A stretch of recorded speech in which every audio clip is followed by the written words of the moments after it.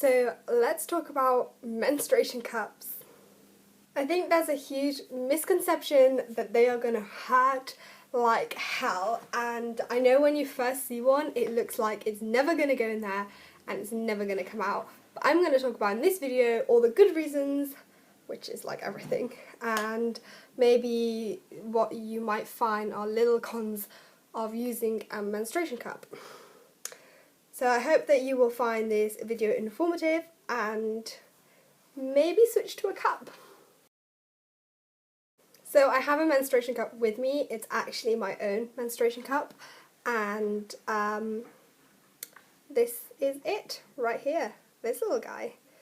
I suppose it's not that little, it's pretty little. Mine is the Femi Cup Lite, which was £10 from the actual website, which is cheaper than the general price of menstruation cups, but the silicone is thinner and that's why it's cheaper than the original version, which is why mine is slightly discoloured when it comes. It's much more like, if I hold it against white you'll see that it's yellow. See? It's very yellow colour, but it's not meant to be. It's meant to be clear, like completely clear. But the discolouring is fine. It's not like unhealthy or anything. It's just that the silicone can get stained after a while. I'll just bring it closer so you can have a close look at what it is.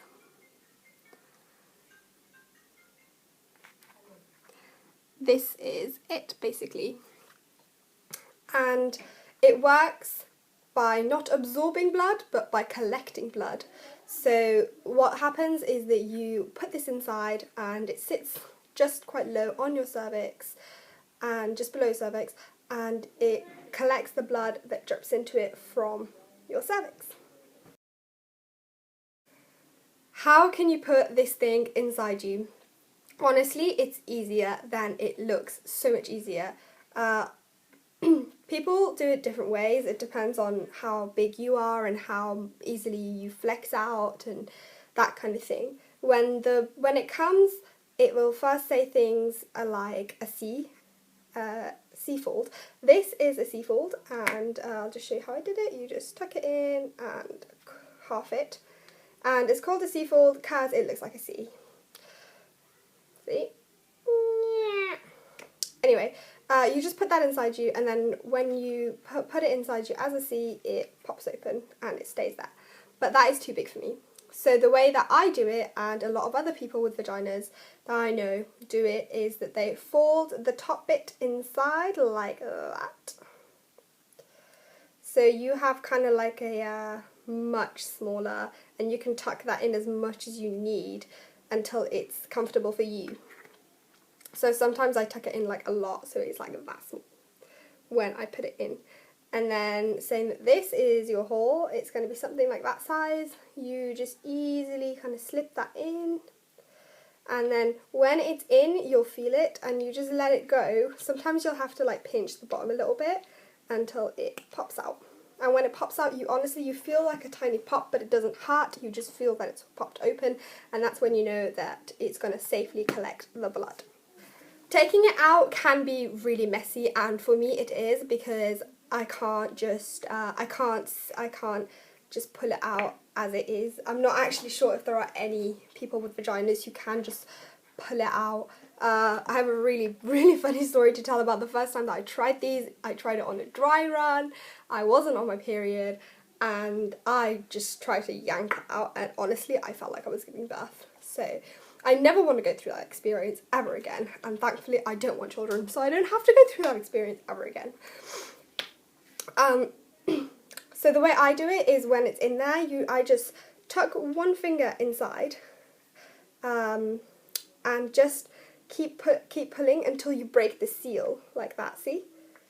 And the thing is that because it has these little holes inside, like that, that helps it to break the seal, because air gets in and then it can easily be pulled out. But it is quite messy, and maybe that is one of the cons.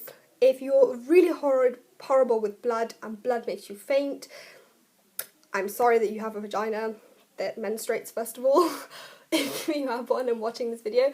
But then maybe this isn't really the thing. So the way that I pull it out, like I said, just one finger, and then when you've done that, you just pinch it, one finger, and it will let go, and you just pinch it out. And it does not hurt. I promise you it doesn't hurt at all. Just don't yank it out. There are cups out there that don't leak on your fingers when you pull them out. I think it's called the Femi Cycle, and there is no way that it's going to leak because it has like a little cap on top of it. It's a weird one, so maybe Google that and see if you'd prefer to use something like that if you're really bad with blood. So economically, these little guys are amazing. The one that I bought for £10 off the FemiCup website, but generally they are around that same price. And like I said, this is thin silicone, so the other one would have been more expensive. But you can keep this, it says on the site, up to a year or longer, depending on how comfortable you are with using one. These cups can actually last so many years. You could keep, when you buy one of these cups, you can have them up to 10 years, 20 years, however long that you feel comfortable using your cup for. Whereas pads and tampons are obviously reusable and you have to change it so often. The statistic was that an average woman uses about 12 to 16,000 pads and tampons in their lifetime. That is just, wow. Just think about how much money you are spending on pads and tampons and how much cheaper it would be to have a menstruation cup. Once the fear of the pain is over, there is really no reason to not have one. They're brilliant, and like I said, economically, they're really good as well. £10, or I think the most expensive they get is maybe £25-ish, and you will have that for as long as you want to have it. We've talked about the economics, the money, but what about the environmental?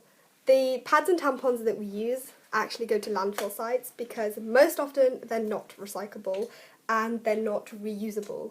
So they have to go out and end up in a landfill and make our planet, which is already suffering, even in more trouble.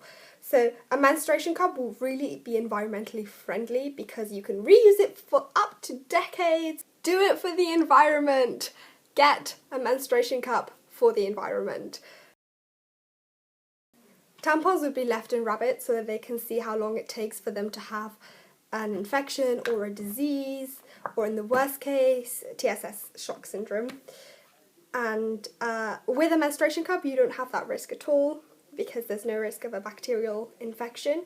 The blood is in here, and then when it comes out, it's in the toilet. So there's no constant kind of blood leaking everywhere and just all over you. It's very clean and neat, really. The only messy bit is when you take it out, and it's not tested on animals. No animals had to suffer so that I can have a period. And that I think is another plus point. One thing I forgot to mention was that you can keep these in for up to 12 hours, which means that you can comfortably sleep through the night, have your day comfortably. And if you have really heavy periods, they last more like 6 to 8 hours. I have super heavy periods, like immensely heavy periods, and I use so many pads and tampons.